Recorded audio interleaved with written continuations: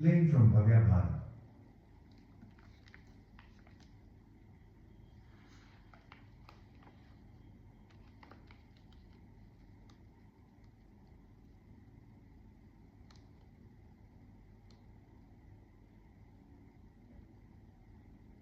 अगस्त्य। महर्षि अगस्त्य वेदों के मंत्र दृष्टा ऋषि हैं। इनकी उत्पत्ति के संबंध में विभिन्न प्रकार की कथाएं मिलती हैं। कहीं मित्रा वरुण के द्वारा वशिष्ठ के साथ घड़े में से पैदा होने की बात आती है, तो कहीं पुलस्त्य की पत्नी हविर्भू के गर्भ से विश्रवा के साथ इनकी उत्पत्ति का वर्णन आता है। किसी किसी ग्रंथ के अनुसार स्वयंभुव मनवंतर में पुलस्त्य तनय दत्तोली ही अगस्त्य के नाम से प्रसिद्ध हुए। ये सभी बातें कल्प भेद से ठीक उतरती हैं। इनके विशाल जीवन की समस्त घटनाओं का वर्णन नहीं किया जा सकता। यहाँ संक्षेपतः 2-4 घटनाओं का उल्लेख किया जाता है। एक बार विंध्याचल ने गगनपथगामी सूर्य का मार्ग रोक लिया। इतना ऊंचा हो गया कि सूर्य के आने जाने का स्थान ही न रहा। सूर्य महर्षि अगस्त्य के शरणागत हुए। अगस्त्य ने उन्हें आश्वासन दिया और स्वयं विंध्याचल के पास उपस्थित हुए। विंध्याचल ने बड़ी श्रद्धा भक्ति से उन्हें नमस्कार किया। महर्षि अगस्त्य ने कहा, भैया, मुझे तीर्थों में पर्यटन करने के दक्षिण दिशा में जाना आवश्यक है, परंतु तुम्हारी इतनी ऊंचाई लांघकर जाना बड़ा कठिन प्रतीत होता है, इसलिए कैसे जाऊं? उनकी बात सुनते ही विंध्याचल उनके चरणों में लौट गया। बड़ी सुगमता से महर्षि अगस्त्य ने उसे पार करके कहा कि अब जब तक मैं न लौटूं तुम इसी प्रकार पड़े रहना। विंध्याचल ने बड़ी नम्रता और प्रसन्नता के साथ उनके आगे शिरोधार्य की। तब महर्षि अगस्त्य लौटे ही नहीं और विंध्याचल उसी प्रकार पड़ा हुआ है। अगस्त्य ने जाकर उज्जैनी नगरी के शूलेश्वर तीर्थ की पूर्व दिशा में एक कुंड के पास शिवजी की आराधना की। भगवान शिव ने प्रसन्न होकर उन्हें प्रत्यक्ष दर्शन दिया। आज ही भगवान शंकर की मूर्ति वहां अगस्त्येश्वर के नाम से प्रसिद्ध है। एक बार भ्रमण करते करते महर्षि अगस्त्य ने देखा कि कुछ लोग नीचे मुंह किए हुए कुएं में लटक रहे हैं। पता लगाने में मालूम हुआ कि ये उन्हीं के पितर हैं और उनके उद्धार का उपाय यह है कि वे संतान उत्पन्न करें। बिना ऐसा किए पितरों का कष्ट मिटना असंभव था। अतः उन्होंने विदर्भ राज्य से पैदा हुई अपूर्व सुंदरी और परम पतिव्रता लोपामुद्रा को पत्नी के रूप में स्वीकार किया। उस समय इलवल और वातापी नाम के 2 दैत्यों ने बड़ा उपद्रव मचा रखा था। वे ऋषियों को अपने यहाँ निमंत्रित करते और वातापी स्वयं भोजन बन जाता, और जब ऋषि लोग खा पी चुकते तब इलवल बाहर से उसे पुकारता और वह उनका पेट फाड़कर निकल जाता। इस प्रकार महान ब्राह्मण संहार चल रहा था। भला महर्षि अगस्त्य इसे कैसे सहन कर सकते थे? वे भी एक दिन उनके यहाँ अतिथि के रूप में उपस्थित हुए और फिर तो सर्वदा के लिए उसे बचा गए। इस प्रकार लोक का महान कल्याण हुआ। एक बार जब इंद्र ने वृत्रासुर को मार डाला तब कालेय नाम के दैत्यों ने समुद्र का आश्रय लेकर ऋषि मुनियों का विनाश करना शुरू किया।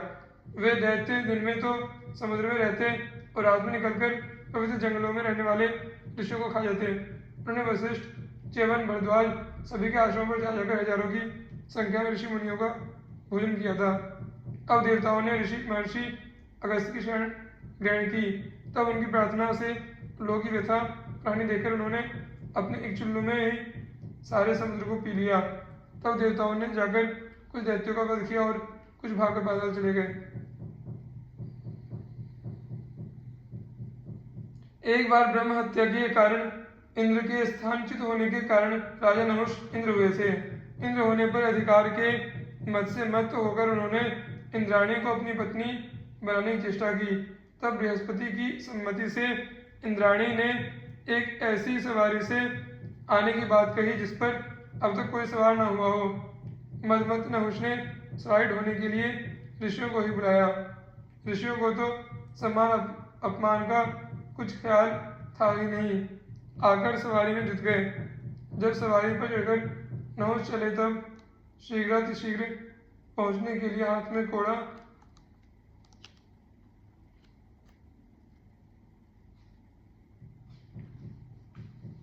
लेकर जल्दी चलो सर्प सर्प कहते हुए उन ब्राह्मणों को विताड़ित करने लगे।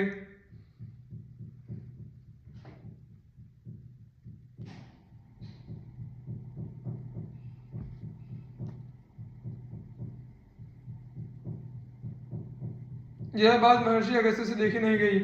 वे इसके मूल में नहुष का अधःपतन और ऋषियों का कष्ट देख रहे थे। उन्होंने नहुष को उसके पापों का उचित दंड दिया, श्राप देकर उसे एक महाकाय सर्प बना दिया और इस प्रकार समाज की मर्यादा सुदृढ़ रखी तथा धनमद और पदमद के कारण अंधे लोगों की आंखें खोल दी।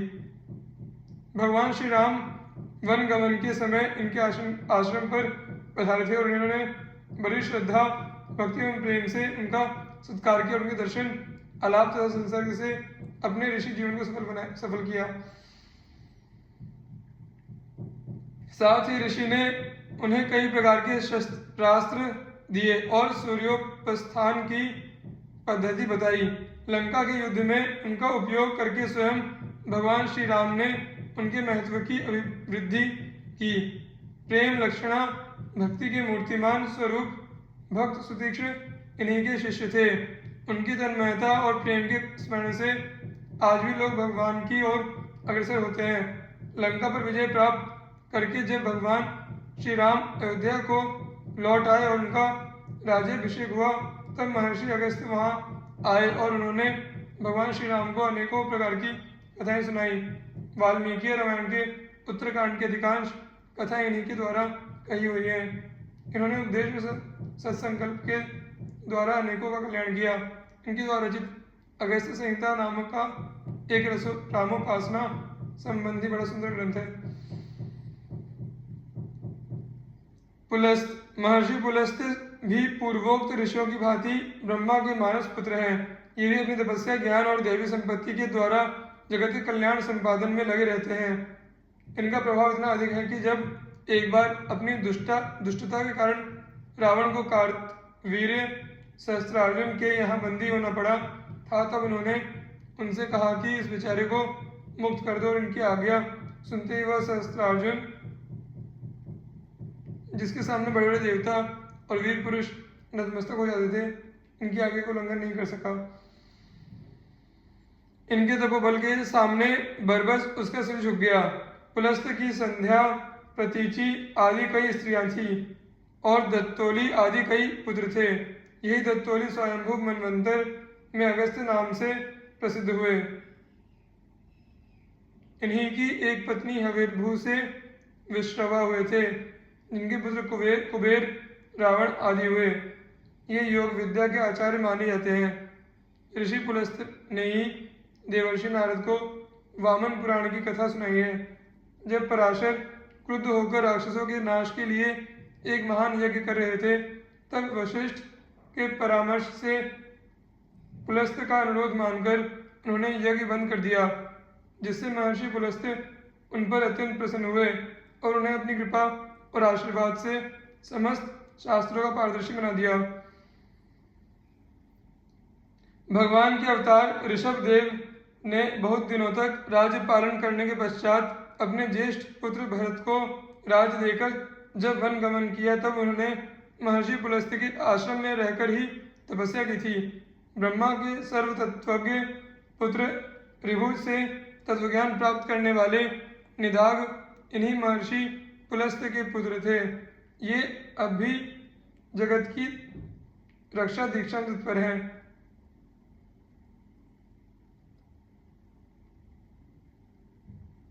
और संसार में यत्किंचित सुख शांति का दर्शन हो रहा है उसमें इनका बहुत बड़ा हाथ है। महाभारत और पुराणों में इनकी पर्याप्त चर्चा है। महर्षि च्यवन। लोक प्रजापति भगवान ब्रह्मा जी ने वरुण के यज्ञ में एक पुत्र उत्पन्न किया जिनका नाम भृगु था। भृगु महर्षि ने पुलोमा नाम वाली स्त्री के साथ विधिवत विवाह किया। पुलोमा जब गर्भवती थी तभी उन्हें एक प्रलोमा नाम वाला राक्षस सूकर का रूप बनाकर उठा ले गया।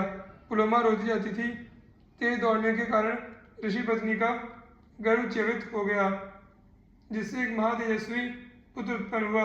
उस पुत्र को देखते ही वह राक्षस उसके तेज से भस्म हो गए। वही महर्षि च्यवन हुए।